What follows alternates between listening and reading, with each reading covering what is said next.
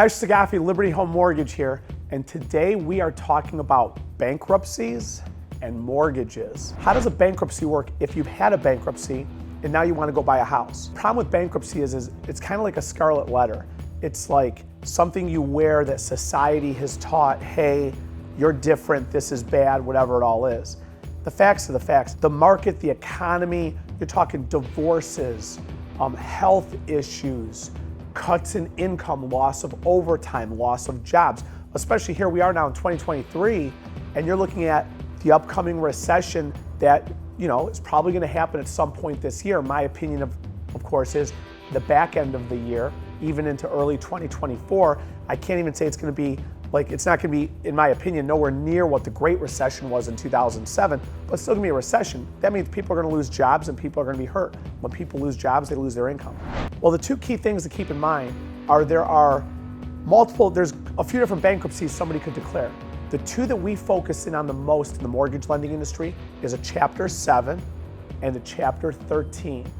A Chapter 7 is a complete liquidation. In other words, I have $50,000 in credit card debt, I've got 10 grand in medical bills, and I file bankruptcy, the medical bills go into it, the credit cards go into it, it gets discharged after 6 months. I do not owe that money back, I don't have to repay anything, I'm clear, that's the end of it. I filed, it got discharged, I didn't repay anything. That's a Chapter 7. A Chapter 13 is also known as a reorganization, okay? So what they do in that is, I've got $50,000 in credit card debt, I can't afford it, so I'm gonna go with the Chapter 13. The monthly payments on my 50 grand is $2,000 a month. I cannot afford that, so what I'm gonna do is reorganize the debt, repay them instead of $2,000 a month, I'm gonna pay the creditors $700 a month. The creditors are going to agree to take less over the next 3 to 5 years. So on a Chapter 13 bankruptcy, you go into a repayment plan. The repayment plan is typically 3 years or 5 years. You repay back a portion of the debt, the creditors come down, you agree to pay. You make monthly payments, which means if you work at General Motors, let's just say, then the trustee of the court, they debit your paychecks at work, they disperse the funds out to the creditors. That's a Chapter 13. So the first step of bankruptcies and mortgages is to understand the differences between Chapter 7, Chapter 13. Let's start with Chapter 7. Well, when you file a Chapter 7 bankruptcy, let's pretend today I'm gonna go down and I'm gonna file a bankruptcy. So you go and file a Chapter 7 today, everything is in the bankruptcy. A lot of people will say, and it's probably what I'm gonna focus more on is the 7s because those are somewhat a little more common, is everything is in the bankruptcy. People will say, Hesh, I didn't put my house in the bankruptcy. Oh yes, you did. You most certainly did. When you file the bankruptcy, you're gonna fill something out called intake papers. Intake papers list all of your creditors, all of your debt, and all of your assets. So it lists out, this is all my debt, these are all my assets. So for example, I own my house, I have a mortgage with Chase Bank, and the mortgage is for $100,000, and I file Chapter 7 today. The house is in the bankruptcy. The house is the asset, the mortgage is the debt, it's the liability, okay? So it's two different things. Everything is in. I now can do something called reaffirm the debt.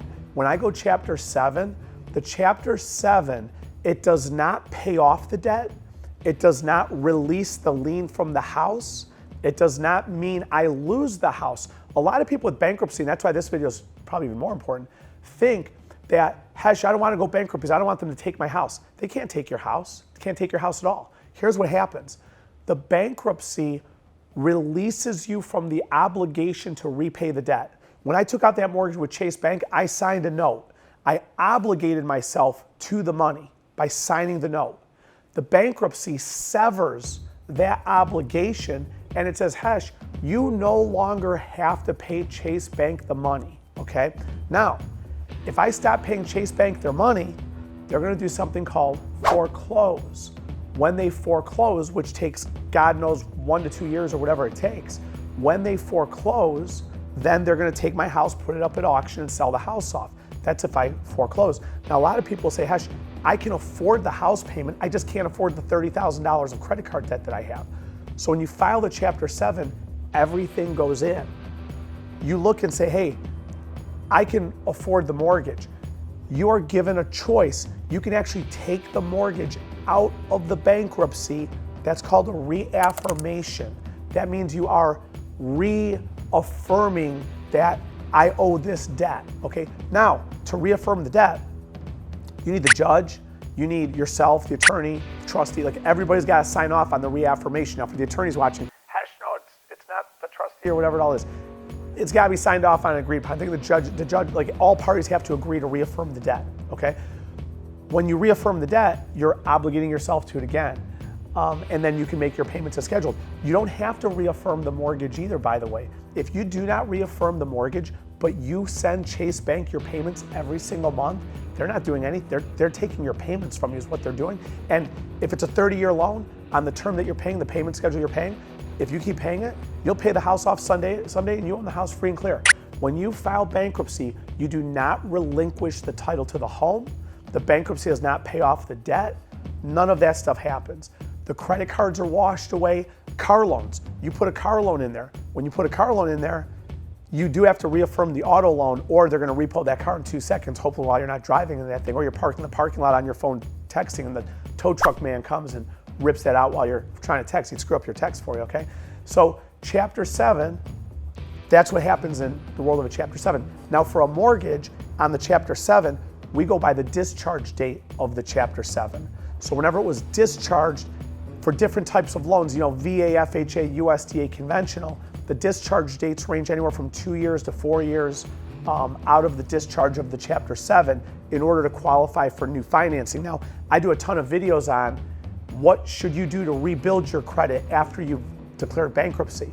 A lot of friends I have that have declared bankruptcy have said, Hesh, when I declared and got discharged from it, man, it lifted an elephant off of my shoulders. So bankruptcies are very good depending on your situation. It's very, you can recover from it. It's not bad at all.